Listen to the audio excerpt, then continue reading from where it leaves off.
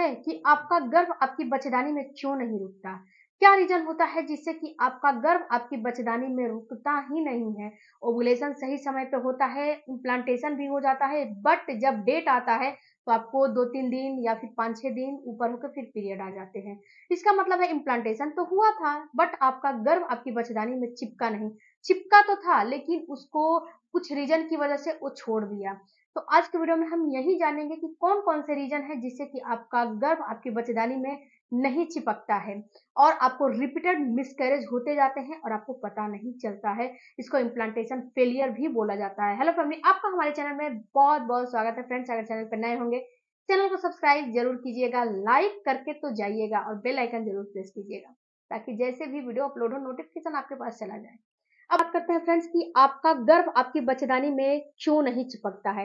तो देखो फ्रेंड्स, होता क्या है कि जब आपका पीरियड आता है, पीरियड आने के बाद छोटे-छोटे फॉलिकल बनते हैं, उससे जो छोटे-छोटे फॉलिकल से जो बड़ा फॉलिकल होता है वो रप्चर होके आपके में जाता है। फ़्लैपियन ट्यूब में जब जाता है तो वहाँ पे एक जो अंडा परिपक्व होके आपके फ़्लैपियन ट्यूब में गया, वहाँ पे अपने स्पर्म का इंतज़ार करता है। जब उसको मिल जाता है तो ये फर्टिलाइज़ हो जाता है, स्पर्म नहीं मिलता है तो अंडा फूट जाता है और जब ये फॉलिकल बनते हैं तो उसी के साथ-साथ आपके बच्चेदानी में यानी कि यूट्रस में एक एंडोमेट्रियम की दीवार तैयार होती है। ये एंडोमेट्रियम की दीवार का काम यही होता है, ये हर महीने तैयार होती है। हर महीना एक महिला के ओवरी से अंडा रिलीज़ होता है और एक एंडोमेट्रियम की दीवार बनती है। इसका काम यही होता है कि जो आपका बच्चा जो आपका अंडा है ना, जो बच्चे का रूप लिया है, वो वहाँ से आपके फ़्लैपियन ट्यूब से निकल के ये एंडोमेट्रियम की दीवार में धँसने के लिए जाता है। यानी कि आपका जो बच्चेदानी है, वहाँ पे जाता है, वहाँ पे चिपकने के लिए जाता है, वहीं पे इसकी 9 मंथ वहाँ पे स्टे करता है और 9 मंथ वहीं पे इसकी ग्रोथ होती है। तो बाय चांस आप खुद सोचो कि जब मकान आप बनाते हो, तो मकान जब बनाते हो, तो मकान की नींव ही सही नहीं रहेगी, उसका नींव जब कमज़ोर रहेगा, तो मकान तो कभी भी गिर सकता है या फिर जब आप पेड़-पौधे लगाते हो तो उसकी जड़ मजबूत नहीं रहेगी, तो जो आपने पौधा लगाया है, वो पौधा ऊपर तक नहीं ग्रो करेगा या फिर वो पौधा बीच में ही अपना दम तोड़ देगा, वो पौधा सूख जाएगा।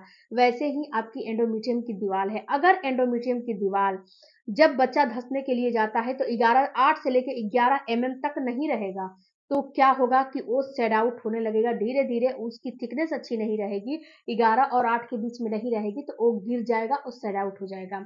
या फिर अगर आपका प्रोजेस्टेरोन हार्मोन एक जो है जब आपका प्रेगनेंसी होता है और जब आपका एंडोमेट्रियम की दीवार तैयार होती है, जब आपका बच्चा वहाँ पे धँसने के लिए जाता है, तो एक महिला के अंदर, एक फीमेल के अंदर एक प्रोजेस्टेरोन हार्मोन बनता है।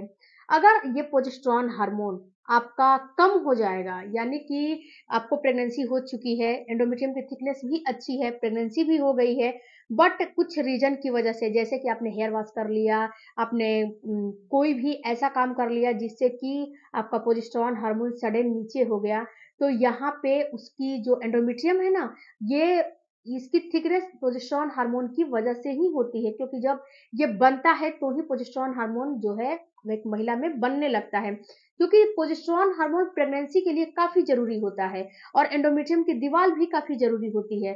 तो जब आपका प्रोजेस्टेरोन हार्मोन कम होगा, हेयर वॉश कर लिया, प्रोजेस्टेरोन हार्मोन सडन कम हो जाएगा या फिर रिलेशन रख लिया, आपके यूट्रस में कॉन्ट्रैक्शन होने लगा, तो जो आपकी एंडोमेट्रियम की दीवार की थिकनेस है वो धीरे धीरे सेड आउट होने लगेगी, धीरे धीरे ढहने लगेगी, धीरे धीरे वो गिरने लगेगी। तो जब गिरने लगेगी तो जब दीवार ही गिर गया तो वहां पे जो चिपका है वो तो ऐसे ही रह जाएगा ना, तो जब ऐसे रह गया, यहाँ का दीवार गिर गया, तो ये अपना ब्लड के रूप में बाहर निकल जाएगा। जो महिला का पीरियड आता है, ये एंडोमेट्रियम की दीवार ही होती है, कुछ टिश्यूज होते हैं और जो अंडा नहीं जो परिपक्व हुआ है, जो अंडा आपका नहीं बच्चे का रूप लिया है, वो होता है और कुछ नहीं होता है। तो यहाँ पे फ्रेंड्स आपको करने क्या है कि अपने एंडोमेट्रियम की दीवार की थिकनेस को सही करने हैं। अगर 11 से 8 से कम है तो उसके थिकनेस को सही करो, उसके ऊपर डाइट चार्ट है मेरे, उस वीडियो को देखो। अगर आपका आपका जो प्रोजेस्टेरोन का लेवल है कम है तो उस वीडियो को देखो जिसमें मैंने प्रोजेस्टेरोन वाले हार्मोन को जो कि मैंने प्रोजेस्टेरोन हार्मोन का जो डाइट होता है उसको मैंने बताए हैं। अब जो तीसरा रीजन होता है फ्रेंड्स आपका एचबी यानी कि हीमोग्लोबिन। अगर आपके अंदर हीमोग्लोबिन कम रहेगा, जो ब्लड की मात्रा है अगर वो कम रहेगी तो भी आपका जो गर्भधारण है वो नहीं होगा, आपके बच्चेदानी में आपका बच्चा नहीं चिपकेगा। क्योंकि एक जो फीमेल होती है जब उसका बच्चा धँसता है, जब उसको गर्भधारण होता है तो भरपूर उसका ब्लड होना चाहिए, यानी कि उसका ब्लड अच्छी मात्रा में होना चाहिए हीमोग्लोबिन। अगर हीमोग्लोबिन कम रहेगा, आप में ही ब्लड कम रहेगा, तो आपसे ही बच्चे को ब्लड जाता है, आपसे ही जो बच्चे का जो भी नरिश होता है बच्चा, जो भी खान-पान, जो भी चीज़ मिलना चाहिए बच्चे को, वो आपसे ही मिलता है। तो पहले से ही अगर आपके अंदर एचबी कम रहेगा, हीमोग्लोबिन ब्लड कम रहेगा, तो बच्चे तक कहाँ जाएगा? तो अगर आपके अंदर हीमोग्लोबिन कम है, तो चुकंदर, अनार, पालक, टमाटर इन सारे चीज़ों का सेवन करेंगी, तो ये सही हो जाएगा। एंडोमेट्रियम की थिकनेस कम है, तो आप अंजीर का इस्तेमाल करना चाहिए। अंजीर हो गया, अखरोट हो गया, सीड्स हो गया, इन सारे चीज़ों का इस्तेमाल करना चाहिए। तो फ्रेंड्स अगर एचबी कम है तो उसको बढ़ाइए, अगर एचबी कम रहेगा, एचबी सही नहीं रहेगा, हीमोग्लोबिन सही नहीं रहेगा, तो आपका बच्चा आपके एंडोमेट्रियम की दीवार में नहीं धँसेगा। इसके बाद चौथा जो रीज़न होता है स्ट्रेस।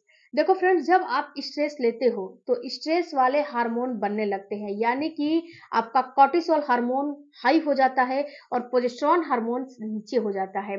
जब आप डॉक्टर के पास अगर आपको बाय चांस ब्लीडिंग होती है, डॉक्टर के पास जाते हो तो सबसे पहला डॉक्टर काम करता है, आपको प्रोजेस्टेरोन हार्मोन का इंजेक्शन देता है या फिर प्रोजेस्टेरोन हार्मोन का मेडिसिन देता है। क्यों देता है? इसीलिए देता है कि प्रोजेस्टेरोन हार्मोन अगर कम रहेगा, तो बच्चा मिसकैरेज हो जाएगा, बच्चा वहाँ पे नहीं रुकेगा। तो इसीलिए प्रोजेस्टेरोन हार्मोन को बढ़ाया जाता है। एक-एक इंजेक्शन महँगे-महँगे आते हैं, ढाई-ढाई हज़ार के जो है एक-एक इंजेक्शन आते हैं। तो प्रोजेस्टेरोन हार्मोन आपके लिए काफ़ी ज़रूरी है। तो अगर आप स्ट्रेस लोगे तो प्रोजेस्टेरोन हार्मोन नीचे हो जाएगा, इसके साथ और भी हार्मोन होते हैं, एचसीजी हार्मोन और भी हार्मोन होते हैं, वो सारे के सारे नीचे हो जाएँगे और जो आपका कॉर्टिसोल हार्मोन है, बिल्कुल ऊपर हो जाएगा। जब कॉर्टिसोल हार्मोन ऊपर हो जाएगा, तो ये सारे हार्मोन का कोई काम नहीं रहेगा, ये सारा हार्मोन दब जाएगा और आपका मिसकैरेज हो जाएगा।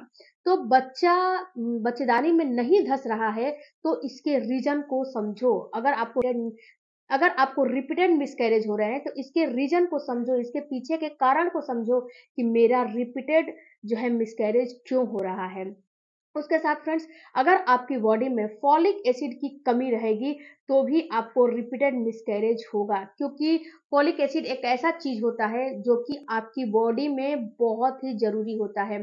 फॉलिक एसिड के ऊपर मैंने एक डाइट चार्ट जो है बनाया है, उसको आप देखिएगा, मैंने बताया है वीडियो में, उस चीज़ को आप ज़रूर जो है चेक करिएगा।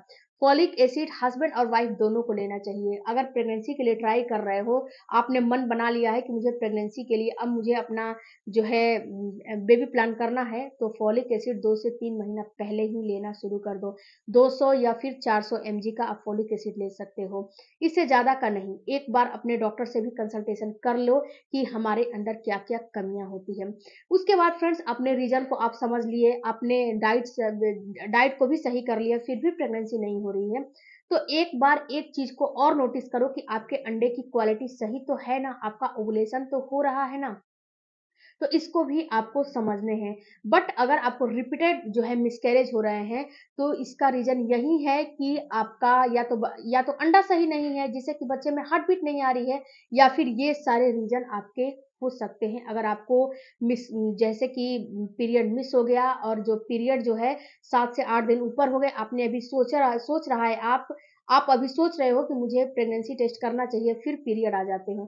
तो इसका रीज़न यही होता है कि आपका इम्प्लांटेशन फेल हो चुका है। इम्प्लांटेशन तो हुआ था, लेकिन किसी न किसी रीज़न से आपका इम्प्लांटेशन फेल हो चुका है। उसके साथ अगर आपका इम्प्लांटेशन का फेज़ चल रहा है, तो उस समय sweet potato, avocado, nuts, seeds जो सीड साइक्लिंग मैं बार-बार बताती हूँ, उसका इस्तेमाल करें। स्ट्रेस कम लें, एक आपको अपने हीमोग्लोबिन को बढ़ाना है, आपको अंजीर और अखरोट का इस्तेमाल अच्छे अमाउंट में करना है। इसके बाद मुनक्के का भी इस्तेमाल करना है, बादाम का भी इस्तेमाल करना है। ये सारे चीज़ करोगे। डाइट फ्रेंड्स अगर आप दुनिया की दवाई करवा लोगे, बट अगर आपका डाइट सही नहीं रहेगा, तो आपका हर एक आईवीएफ, आईयूआई तक भी फेल हो जाते हैं। तो अपने डाइट चार्ट से ये सारी समस्याओं को हल कर सकते हो।